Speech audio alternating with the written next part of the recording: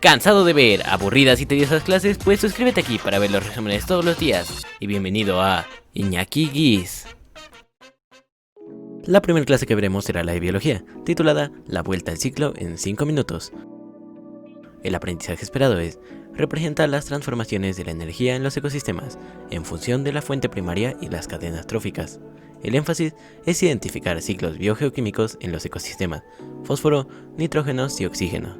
Nuestro resumen dice así: en las redes alimentarias, la energía y la materia pasan y se transforman de un organismo a otro en las comunidades en las que interactúan las poblaciones. Los miembros de una comunidad interaccionan entre sí, y el alimento se transfiere y transforma en ciclos a través de una interacción, desde los autótrofos hasta los heterótrofos. Pero recuerda que la comunidad biológica también interactúa con su ambiente físico, como los cuerpos de agua, el suelo y el aire que les rodea. Desde esta perspectiva, la materia y la energía están en constante intercambio y transformación entre el mundo físico y el mundo biológico. En este intercambio de materia y energía no solo el ambiente afecta a los organismos vivos, sino que estos ejercen también influencia sobre su medio. La comunidad biológica puede alterar la estructura del mundo físico. Por ejemplo, las raíces de las plantas rompen las rocas y producen grietas que ayudan a formar el suelo. En los ciclos biogeoquímicos se pueden reconocer dos factores, el biótico y el abiótico. El factor biótico comprende la inclusión de sustancias inorgánicas en el organismo y la subsiguiente descomposición y remineralización. El intercambio de elementos es rápido. El organismo vivo toma elementos inorgánicos y al morir y descomponerse, estos son devueltos al ambiente para ser nuevamente aprovechados. El factor abiótico es el medio que contiene gran cantidad de sustancias inorgánicas que se descomponen y están a disposición del organismo en forma abundante y relativamente fácil de conseguir: agua, dióxido de carbono y oxígeno. O escasa y difícil, fósforo en nitrógeno, por ejemplo.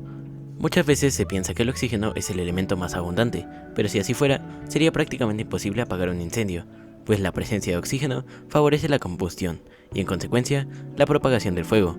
El nitrógeno es un nutriente requerido por las plantas. Su recorrido entre los factores bióticos y abióticos comienza gracias a que algunas bacterias quimioautótrofas son capaces de incorporar al suelo nitritos a partir de amonio, obtenido de la materia orgánica en descomposición, o bien nitratos, producidos por bacterias desnitrificantes, a partir del nitrógeno de la atmósfera en un proceso llamado fijación del nitrógeno. Este proceso ocurre bajo tierra, ahí donde las lombrices viven tranquilas. Es así que el nitrógeno puede ser absorbido por las plantas, que se relaciona simbióticamente con las bacterias. Ya una vez dentro de la planta, el nitrógeno forma parte de su estructura y funciones en forma de proteína y al propio material genético. La mayoría de las plantas que tienen bacterias fijadoras de nitrógeno asociadas a sus raíces pertenecen al grupo conocido como leguminosas, muchas de las cuales producen alimentos básicos para el hombre. El fósforo es uno de los bioelementos fundamentales para la vida. En los seres vivos hay dos moléculas fundamentales para la supervivencia. Se trata del ATP, adenosin trifosfato, y una pequeña molécula que es considerada la moneda energética de los seres vivos, esto por su gran valor energético. Sin energía no hay ningún tipo de actividad en los seres vivos, e incluso se corre el riesgo de devolver antes de tiempo los nutrientes al suelo, es decir, perecer. A diferencia del nitrógeno, el fósforo no se encuentra en la atmósfera, sino principalmente en la litosfera, es decir, en la capa de tierra que forma nuestro planeta. La reserva más significativa de este elemento se encuentra en depósitos minerales en las rocas. La erosión de estas regresa lentamente el fósforo al ambiente. Cuando las plantas toman los fósforos del suelo, se metabolizan para fabricar sus biomoléculas, y de aquí en adelante el fósforo será transportado de productores a consumidores con la opción de regresar al suelo en cualquiera de los niveles tróficos, pues ningún ser vivo tiene vida eterna, así que tarde o temprano se devuelve el fósforo al suelo y con ello termina el papel biótico. En la atmósfera ocupa el segundo lugar, sin embargo es un elemento muy importante para la mayoría de los seres vivos, pues en el proceso de la respiración el oxígeno es fundamental para el aprovechamiento de los nutrientes y obtención de energía a partir de la oxidación de los mismos. En este paso de la ruta del oxígeno se obtiene la energía que necesitan los seres vivos en forma de ATP, cuya importancia recién acabas de leer. Otro dato importante es que el oxígeno también se encuentra en nuestro ADN. Después de ocurrida la oxidación por parte del oxígeno, se une a un carbono y regresa por donde llegó hasta ser exhalado. La unión entre oxígeno y carbono se llama dióxido de carbono, y este compuesto es tomado por las plantas como materia prima para llevar a cabo la fotosíntesis y así se cierra el ciclo. El reto de hoy es el siguiente: En casa busca una maceta o una jardinera. Lo primero que te pedimos es que la dibujes. Debajo del dibujo, elabora un listado de los factores bióticos y abióticos que identifiques en tu maceta o jardinera e investiga cuál es el papel que tiene cada uno de ellos en los ciclos biogeoquímicos. Y finalmente responde, ¿cómo puedes contribuir para evitar la alteración de los ciclos biogeoquímicos? Proseguiremos con la clase de geografía, titulada Los elementos y factores del clima. El aprendizaje esperado es, explica la distribución de los tipos de climas en la Tierra a partir de la relación entre sus elementos y factores. El énfasis es distinguir los elementos y factores del clima. Nuestro resumen dice así: el estado del tiempo se define como las condiciones que prevalecen en la atmósfera en un momento y lugar específicos. El tiempo atmosférico puede cambiar con el paso de las horas y de los días. El clima, por su parte, se define como el conjunto de cualidades atmosféricas características de una región durante un periodo mayor a 30 años. El clima es el resultado de la presencia de diversos elementos y factores que lo hacen posible. También es importante saber que en periodos de tiempo geológicos el clima puede cambiar naturalmente. Por ejemplo, lugares que en la actualidad son desérticos y secos antes pudieron haber sido muy húmedos. Los elementos del clima son un conjunto de fenómenos que se producen en la atmósfera y están directamente condicionados por los factores del clima. La temperatura es un elemento del clima y varía en cada lugar de la Tierra, debido a la presencia de factores. Enseguida te daremos detalles de cada uno de los elementos del clima con ayuda de algunas imágenes. Los elementos del clima se dividen en termodinámicos, es decir, que tienen calor y movimiento, tales como la temperatura, el viento y la presión atmosférica, y acuosos, los que tienen que ver con el agua, tales como la humedad, la nubosidad y las precipitaciones. Los factores de clima se dividen en astronómicos, como la curvatura de la Tierra y sus movimientos de rotación y traslación, y geográficos, como la altitud, la latitud, el relieve, las corrientes marinas y la continentalidad. Comenzaremos con los elementos termodinámicos. La temperatura es la cantidad de energía calórica acumulada en el aire en un momento determinado y depende del grado de insolación, el cual varía dependiendo de la inclinación del eje terrestre. Por ello, se distinguen las estaciones del año y las 5 franjas térmicas del planeta: la torrida, la seca, la templada, la fría y la polar. Debido a su localización geográfica, nuestro país cuenta con todos los tipos de clima con excepción del polar de tundra y el frío continental. La temperatura varía con la latitud. A mayor latitud, menor temperatura, y a menor latitud, mayor temperatura. Proseguiremos con la presión atmosférica. Se define como el peso de la masa de aire por cada unidad de superficie. La presión atmosférica depende de la latitud y la altitud. A mayor altitud, menor presión, y a menor latitud, mayor presión. Se puede medir con el barómetro y se expresa en milibares. En 1643, el físico italiano Evangelista Torricelli llevó a cabo un experimento y descubrió que 760 milímetros señalaban la presión normal de un lugar. Las líneas que unen puntos con igual presión atmosférica se llaman isobaras. El viento es el aire en movimiento en sentido horizontal. Cuando se mueve en forma vertical se denomina calma. Existen 3 leyes de los vientos. Primera ley: el viento sopla de las áreas de mayor presión a las áreas de menor presión. Segunda ley: los vientos y las corrientes marinas se desvían a la derecha en el hemisferio norte y a la izquierda en el hemisferio sur debido al efecto Coriolis. La tercera ley: la velocidad del viento depende de la diferencia de presión. A mayor diferencia, mayor velocidad. Los vientos se clasifican en regulares o constantes, irregulares, periódicos y locales. ¿Cómo se mide el viento? Para medir la velocidad del viento, los meteorólogos utilizan el anemómetro de cazoletas. La unidad de medida es km por hora o metros sobre segundos. La humedad. La humedad es la cantidad de vapor de agua contenida en las capas bajas de la atmósfera. Proviene de la evaporación de aguas de mares, ríos, lagos y océanos. El agua es uno de los principales componentes de la atmósfera. Puede existir como gas, como líquido y como sólido. El contenido de humedad en la atmósfera depende principalmente de la temperatura. La humedad se mide con un aparato llamado higrómetro. La nubosidad. Cuando la humedad del aire supera el punto de saturación, se condensa alrededor de pequeñas partículas que flotan en la atmósfera y se forman las nubes. Es decir, cuando el agua pasa de estado gaseoso a estado líquido ocurre la condensación. Las nubes se clasifican por su altura, en bajas, medias y altas, y por su forma en cirros, cúmulos y estratos. Las precipitaciones se presentan cuando las pequeñas gotitas de agua o cristales de hielo se agrupan, formando gotas más grandes que adquieren peso y que, por gravedad, se precipitan. Las lluvias se clasifican en convectivas, que son las más comunes y se originan por el calentamiento del aire, se presentan en verano. Orográficas se presentan cuando las nubes chocan con las montañas. Ciclónicas se originan en centros de baja presión por el choque de masas de aire frío y caliente. Dependiendo de la temperatura y el grado de condensación, el agua se puede precipitar en forma de lluvia líquida, en forma de cristales de hielo, nieve o de masas densas de hielo, granizo. El reto de hoy es el siguiente. El día de hoy te proponemos que elabores un memorama. Las indicaciones son las siguientes. En una cartulina recorta cuadrados de 5 por 5 centímetros para hacer 24 tarjetas. Busca y recorta imágenes que corresponden a elementos y factores del clima y pégalos sobre las 12 tarjetas.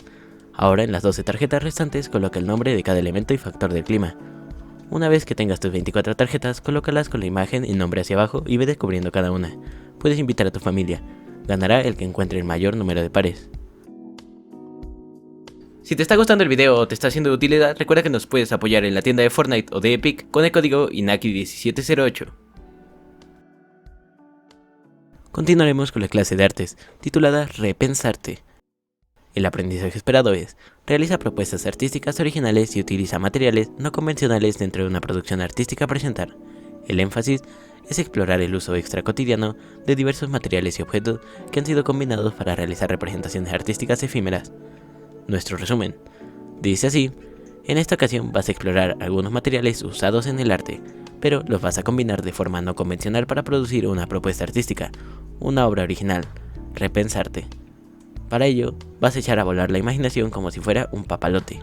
El arte nos permite expresarnos, eso ya lo sabes, y así como no nos hemos podido despedir de algunos de nuestros difuntos, ni vivir el duelo y los ritos como lo hacíamos antes de la pandemia, por eso es que hoy vas a despedirte de ellos desde las artes.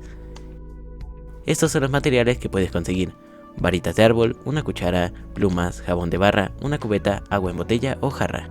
A excepción de los palitos, los demás son materiales no comunes para elaborar un papalote, pero pueden servir, si sabes repensarlo, reinterpretarlo de una manera adecuada.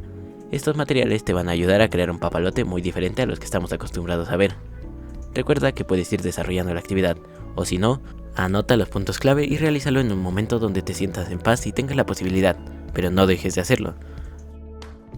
Antes de empezar a armar el papalote, fíjate que al ver este jabón de barra me recordó mucho a mis abuelitos que vivían en el pueblo.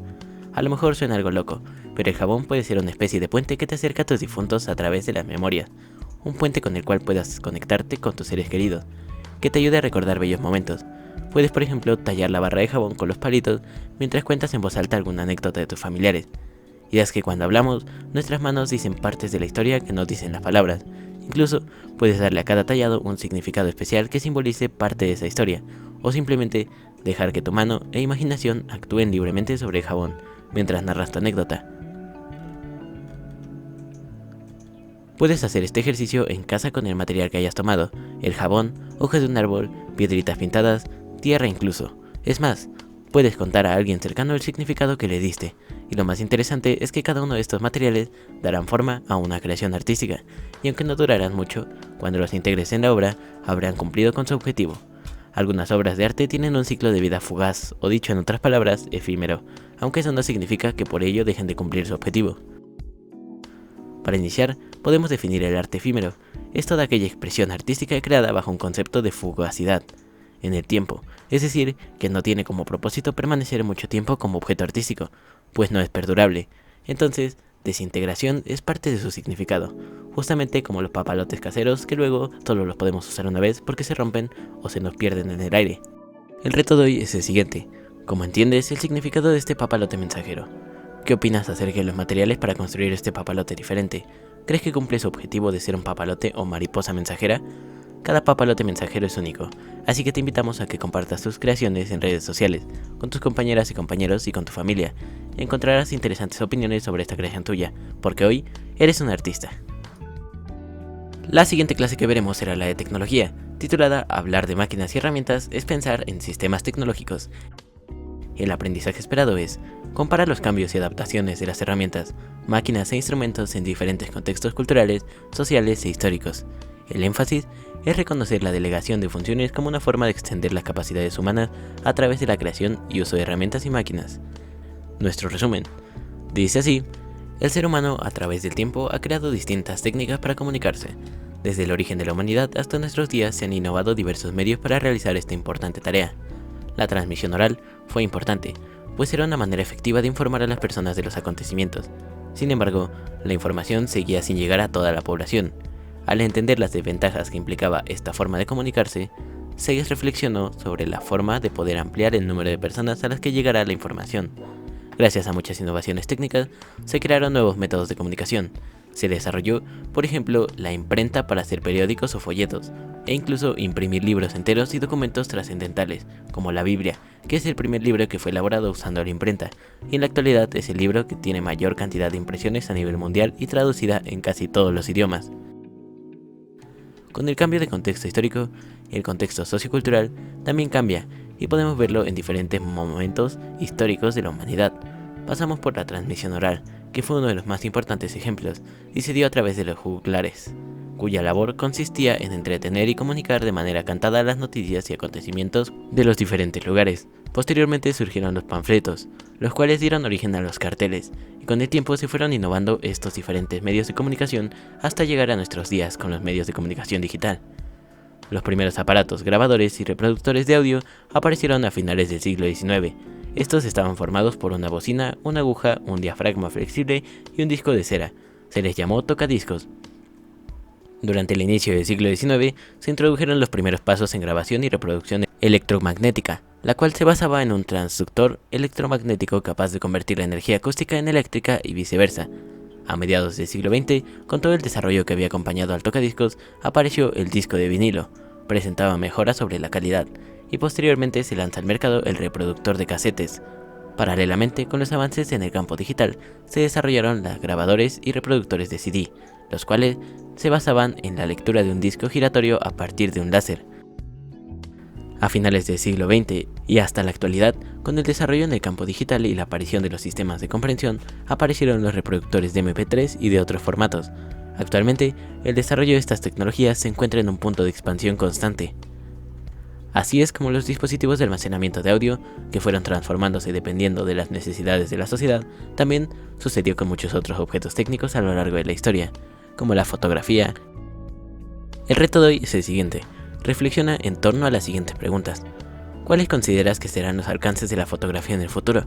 ¿Cuál es la importancia que tiene la fotografía en tu vida? Y finiquitaremos el día de hoy con la clase de historia, titulada Armando la Historia. El aprendizaje esperado es: conoce los principales procesos y acontecimientos mundiales ocurridos entre mediados del siglo XVIII y mediados del siglo XX. El énfasis es ubicar temporal y espacialmente los hechos y procesos históricos del mundo de mediados del siglo XVIII a mediados del siglo XIX. Nuestro resumen dice así: la sesión del día de hoy será a través de una dinámica a base de preguntas y respuestas. Primer asentamiento inglés en América del Norte en el año de 1607. Jamestown, Virginia. País considerado cuna del liberalismo y de la revolución industrial. Inglaterra. Colonia inglesa de Norteamérica donde se registran boicots en contra de las medidas impositivas de Inglaterra, como el motín del té en 1776. Boston, Massachusetts. País representante del llamado Siglo de las Luces, que en 1789 generó un movimiento revolucionario que acabó con el antiguo régimen. Francia. Países rivales y considerados uno potencia económica y el otro líder político de mediados del siglo XVIII y mediados del XIX. Inglaterra y Francia. País del continente americano que en la primera mitad del siglo XIX participa en las transformaciones generadas por la primera revolución industrial. Estados Unidos. País absolutista europeo cuyo rey Carlos III adoptó el despotismo ilustrado como forma de gobierno durante la segunda mitad del siglo XVIII. España. Colonia española en América que, influida por las ideas liberales, inicia su proceso de independencia en 1810. Nueva España. Países europeos a los cuales se extendió la primera revolución industrial. Alemania, Bélgica, Francia. Origen y nombre del personaje que patenta la máquina de vapor en 1769. James Watt, Escocia. Ciudad en la que se produce la toma de la Bastilla, hecho histórico que marca el inicio de la Revolución Francesa en 1789. París. Colonias inglesas en América de ideas progresistas y liberales dedicadas a la actividad comercial e industrial. Colonias del Norte. Colonias inglesas en América dedicadas a la agricultura con grandes plantaciones de algodón y trabajo de esclavos. Colonias del Sur. Colonias inglesas en América consideradas del granero de América. Colonias del Centro. nación americana que logra su independencia de Francia en 1804. Haití, país donde nacieron los pensadores ilustrados Montesquieu y Voltaire. Francia, país donde nació el pensador liberal John Locke. Inglaterra, país de origen de Adam Smith, padre del liberalismo económico. Escocia, país donde nació el pensador ilustrado Jean-Jacques Rousseau. Suiza, colonia en donde se firma la Declaración de Independencia de las 13 colonias. Pensilvania. Con esta dinámica reforzaste la ubicación espacial donde ocurrieron los principales cambios históricos en Europa de mediados del siglo XVIII y primera mitad del XIX, por ejemplo, Inglaterra con el liberalismo o Francia con la Ilustración y la Revolución Francesa. Identificaste geográficamente procesos históricos con la Revolución Industrial o la independencia de las 13 colonias inglesas en América. Reconociste lugares donde ocurrieron acontecimientos históricos relevantes como Pensilvania, con la firma de la Declaración de Independencia de las 13 colonias en 1776 o la independencia de las colonias españolas en América. Conociste el lugar de origen de personajes históricos que cambiaron el mundo, como John Locke, Montesquieu o Adam Smith.